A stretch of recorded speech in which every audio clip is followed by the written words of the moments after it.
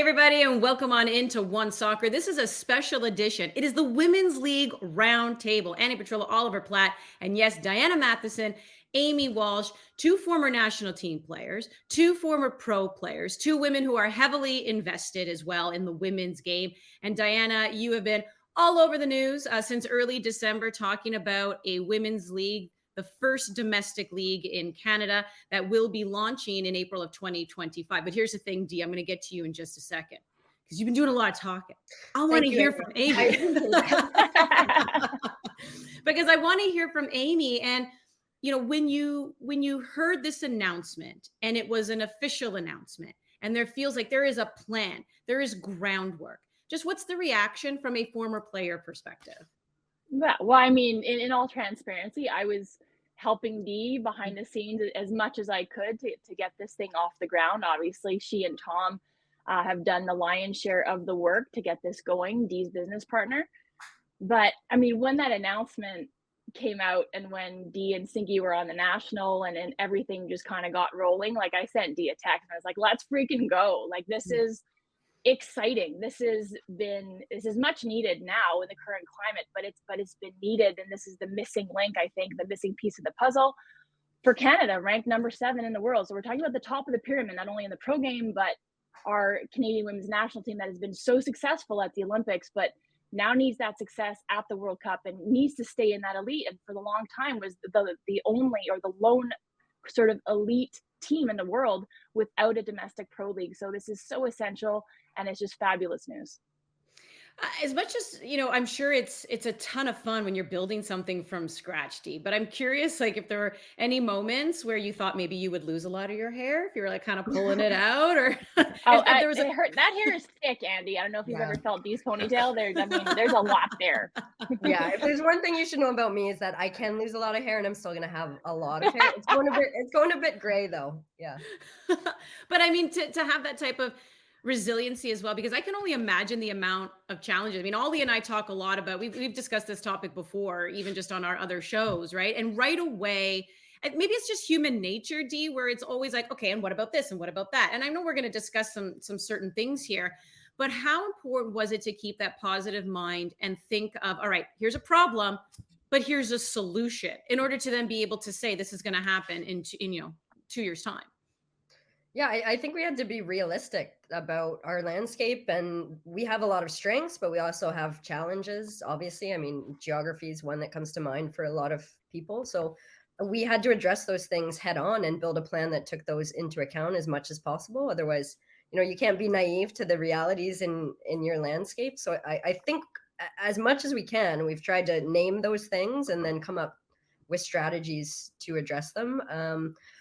It's going to be 2 years of continuing to build this thing and get feedback from people across the country, figure out where the problems are, and try and work around them together and build the best possible league that kicks off in 2 years. Mm-hmm. I think we should probably just do like a time lapse though, where maybe you take a screenshot today of my gray hair, and then like every time I'm on, you can see how much more gray I have.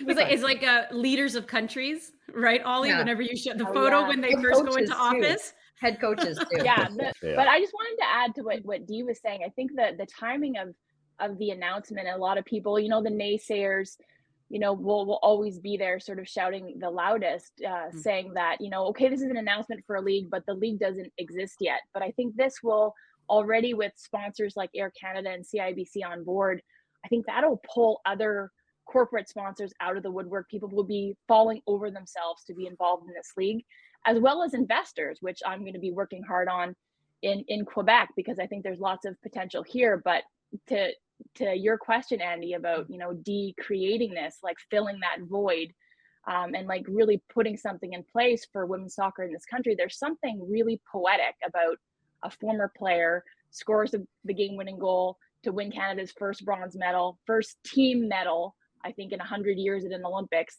is creating that league. But there's also something inherently sobering and depressing about that fact. But, we forge ahead, and that is what it is. And then we keep building, because there's so much talent in this country, and there's, I think, so many people willing to jump on board to this. Well, I'd like to ask you about that, Diana, because I think we all agree that this has been a long time coming and could have happened much sooner with the success that the women's national team has had. But one of the really interesting things about this now is it is independent and driven by former women's national team players, namely yourself. When you look back, was there kind of a point in time where a moment you remember where you thought, you know what, I'm going to do this myself as opposed to waiting for something else to happen here? Um, I think the progression for me, I mean, I retired 18 months ago, and I've spoken about this a little bit. Retired 18 months ago, knew I wanted to stay involved in building the game. The coaching bug never bit me. We obviously need a pro game here. I did want to be more on the business side. So went back to school, executive MBA through the Smith School, thanks to a COC athlete scholarship. Otherwise, I couldn't afford that program. And doing some UEFA Academy programming as well. And it was kind of the case that the more I learned in those courses, everything I was learning, it was through my lens of how are we going to build pro soccer in Canada for women. So you could just apply everything. Oh, this is going to work. This wouldn't work. And the UEFA stuff was really, really great in terms of competition format and other things. And the main lesson there was every league has to be built specific to the market in which you're building it. So I think Canada required a custom solution. And I think the more I was working on it, and I had to do some independent work for my executive MBA as well that I did on the feasibility of women's professional soccer in Canada. And it ended up being a 70-page monster that I forced Amy Walsh to read. I don't know if you have, it's too long. I wouldn't recommend it. It's quite boring. But through that, I obviously had to, look at all the alternatives that exist for us. And obviously around the world, one of the main ways the women's game has grown has been partnered with big men's clubs or men's leagues. So that was obviously an alternative I looked at here. But given our landscape, given the newness of the CPL, I mean, Canada is kind of a unique country to so many other countries, and it made sense as a business case to do it similar to the NWSL in that it was an independent league.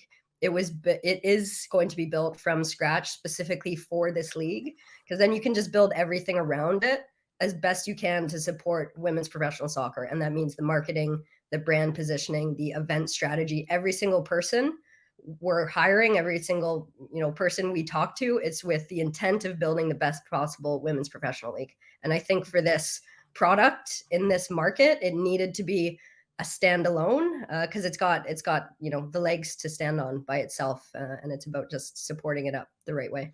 Well, I guess bottom line is everything that's ever happened in soccer in this country, in particular on the women's side, right, has been affiliated with the CSA.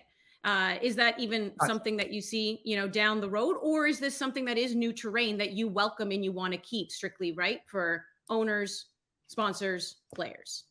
Yeah, I think the organization itself, the league that we incorporate next year will be independent. I think Canada Soccer plays an important part in the landscape. Like literally their job in the FIFA pyramid of soccer is to sanction leagues that participate. So that's, we'll work with them fully on that. Conversations I've been having with them recently, they've been very supportive.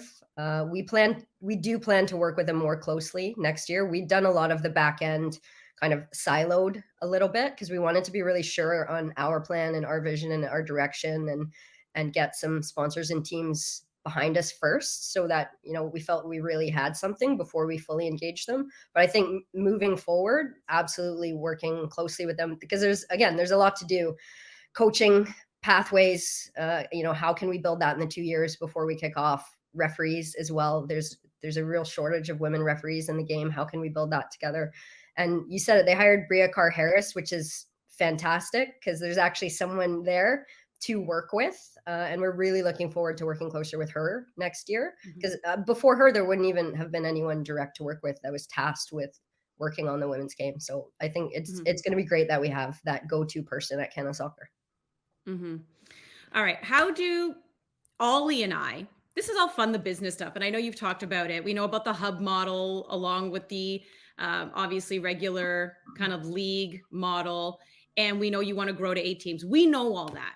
I want the fun stuff though, Dee. I want to know where Ollie and I can submit possible names for teams. How are you going to start engaging the fan base? That's a great question. And I think there's going to be, decisions being made as to what the league gets to decide and what the teams get to decide. And as our teams will be independently owned, it will be the teams that get to name themselves. But I feel like I want to name some teams. That's fun. Do you know what I like the name of? And everyone hates this. And not that Toronto has signed on board yet, but Toronto City Football Club. What do you think? Hate it? Everyone hates it.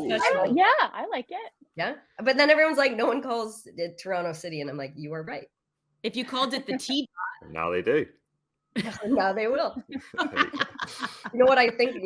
We thought of a good one. If we get a team in Quebec City, I think it should be Nordique FC. I think that's quite good. That's nice. Yes, that is good. I love it. Yeah. I think you have to be careful though. Like you have to stay away from the stereotypical, like, I don't even know if I can find examples, but like lady stuff. Like, I don't want that. Not a big fan. Yeah. No ladies teams. Yeah. No, Lady Kickers FC. No, that doesn't. Yeah. So how about this, Ollie? How about you take it away the conversation? Maybe when it comes to venues, I'm gonna segue out of this for Ollie's sake. How about that?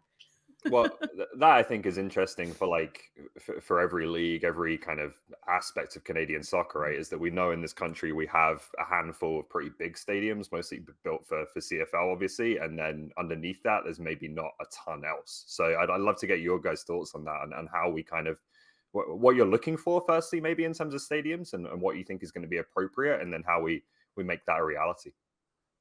Yeah, I'll do a little rant and then Amy can jump in. The way we're approaching it is like geography. We know stadiums and facilities is a challenge in a Canadian market. Yeah. Obviously, way fewer options than in Europe and even in the US and Canada. That's a reality. One of the greatest things I think Canadian Premier League has done is build soccer-specific stadiums. What those owners have done is incredible in the landscape. Those small-size stadiums, 6,000 to 8,000. That's the size of stadium we want to be in. Compact, good environment, soccer-specific.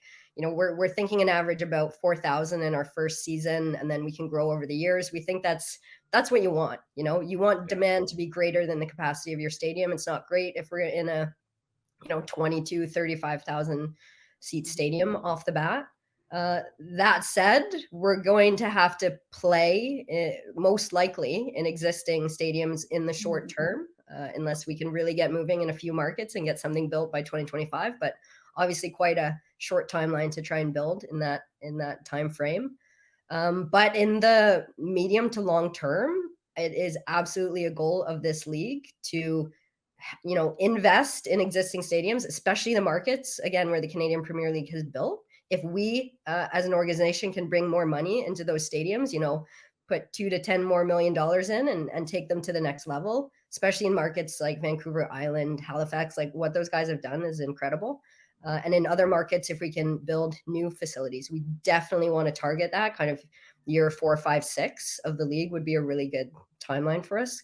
Because I think one thing I've learned in the past years, stadiums are really, really important to the product in professional sport, period. Like it matters where it is. And if people can access it easily, I think in the NWSL, you saw most of the teams originally in the NWSL started in the suburbs, except 2, and they've all since moved downtown because you cap out at about 4,500 people if you're in the suburbs. So you have to be accessible.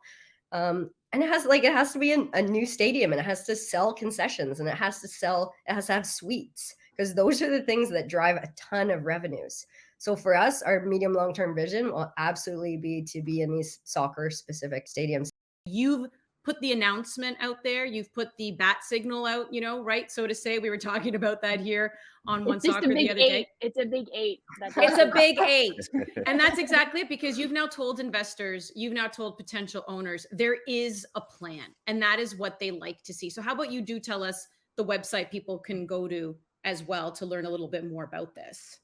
Yeah, we've got website is http://www.project8.ca. All our socials are at Project 8 Sports, and you can also find us on the LinkedIn. And 8 is the actual number or the word? That's a great question. Thanks for asking that, Andy. 8 in that case is the number 8, and we're definitely launching next time with a bat signal. Yeah. Oh, see, I would absolutely love that. Really appreciate this. And I want to keep in touch, obviously, with both of you, anyways, because just love talking footy with you, but to also know what's going on in this women's domestic league. Amy, I feel like you want a Yeah, last word. I'm like hand up. Yeah, I just wanted to add one more thing. So this league is so essential for the top of that pyramid for the development of soccer. Keep our best players in that world elite. But you know what else it does is it gives these Canadian women not only the best, but those tier 2 or tier 2 ready to make the leap. It keeps them in the coverage. It keeps them engaged with the media and the media engaged with them, so that you get to know these players and people invest in them. So we're talking about investment in terms of dollars and cents, but it gives people fans a chance to invest in these women emotionally, and then to start to care about them. And that's how you really create a committed fan base. So you dive into those complicated, sometimes difficult, conversation worthy narratives that make people care about their sports stars. And that to me is like the undercurrent of what makes this league so important. Human connection matters. People want to know about their favorite athlete. They want to know about their hero. You're so right. And then emotionally, they get invested. Here on One Soccer, we're going to continue to keep an eye on this story because we are just as excited about it as you. That's Diana Matheson, Amy Walsh, Oliver Platt. I'm Andy Petrillo. See you next time.